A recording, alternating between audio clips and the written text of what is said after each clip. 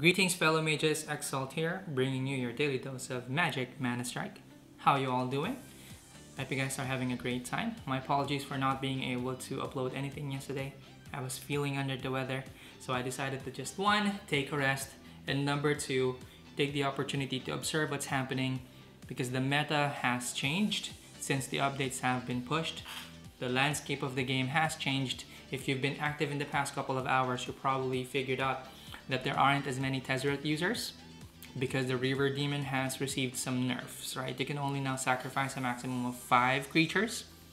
But if anything, so they're not to sneeze at, right? Them Tezzeret users. If anything, you have to be more careful because most of them have become more crafty. Alright, because they can no longer rely heavily on that one combo. So now people have become more creative, which I think is good overall. So the update is good overall, not so much for white. That's why you're seeing green on your screen right now. That's why I have Nisa, because my stubbornness to stick on Ajani has caused me to drop several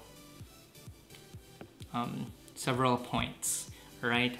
But because I have been focusing on white cards too much on the previous season, my green cards have not been getting any attention. So it's still a struggle for me, right? But the updates are generally good. But that's not what this video is all about. Because green has received some love. We're gonna go green today and take a look at one green card. We'll look at one of the new cards that was released. This is called the Sylvan Advocate, a 3-mana creature which is ranged and can attack both air and ground units. So what makes this card awesome? If it latches onto one target, it'll steadily increase its damage per second the longer it stays onto that target. So it may start slow, but its damage will eventually pick up as it continues to attack that single target, be it a tower, a building, a planeswalker, or another creature. And it's a great defender because it can attack both air and ground units, but it doesn't have an amazing HP. As you can see, at level 4, it currently has an 805 hit points, but its attack is very decent at 242. It starts with that, but its DPS eventually increases over time. Just take note that its damage per second will reset if it latches onto a different target. Okie dokie? Alright, so without further delay, let's take a look at how that card works in action. Oh, by the way, very quickly, let's just take a look at the leaderboard. It's no longer populated by just Tezzeret alone. There's diversity now, and by diversity I mean there's green coupled with black. But you know me, I don't like being the ultimate meta guy, so I decided to just stick to green. But it's great. It's powerful. Green on its own can hold its ground. Let's take a look at this video that I have with another Nisa user, another Nisa player. S.N.U.G from Rage Quit.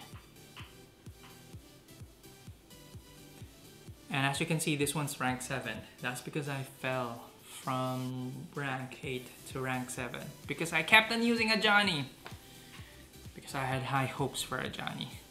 But he has to take the back seat now. I guess it's forced. The game is also forcing me to become more creative and not just rely heavily on one color, right? So I'm embracing it. Embrace the change. Okay, so what just happened? He dropped the Baloth, so we're going to counter that with Ballista. There are no surprises when you're playing against a green deck, a mono green deck. It's not blue, which can cause the Baloth to move to the other side, or a warp gate or what have you. Matches are fairly straightforward when you're playing against green. Okay, so let's pause a bit so you can see the Sylvan Advocate right there. It just deleted my Ballista, my long-range attacking creature, and now it's attacking my Planeswalker. At level 2, it managed to delete those 2 creatures, right? Don't underestimate it. That's lesson number 1. So if you see that creature, just take note.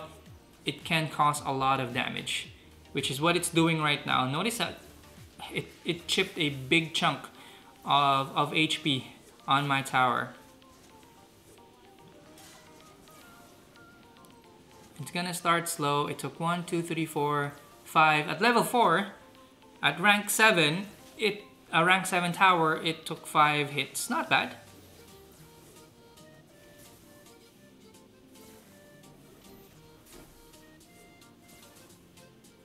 Oof. The tower is down.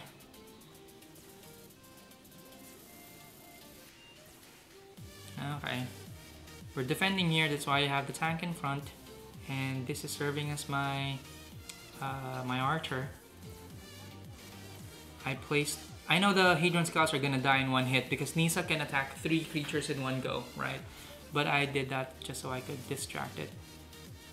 This is one weakness of the Sylvan Advocate, right? It's not as tanky as other creatures with 3 mana. I mean it's okay, but one swipe of a damage focused creature and it's gone. Here he's trying to defend, but as you can see, that Sylvan Advocate is just going to destroy it. Okay, so here's a good combination of tank and archer. Sylvan Advocate being my archer. That's a fresh tower right there.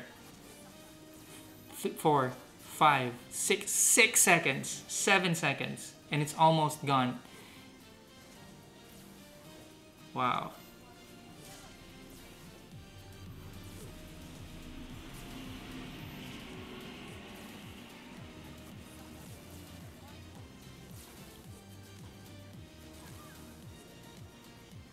Alright, there you go. So it's a great addition to your green deck if you plan to go green, because green is in, right? Sylvan Advocate. Well, what can I say? A simple creature, therefore only a simple video. I hope you guys enjoyed that. I'm gonna leave you with another match. This time with another green user mixed with blue. We have a Kiora player. Earth is flat. Well, you're entitled to your own opinions, so sure. I'm not gonna argue that Earth is flat. But I'm gonna leave you with this video. Thank you for watching and for continuously supporting the channel. The updates are fairly new.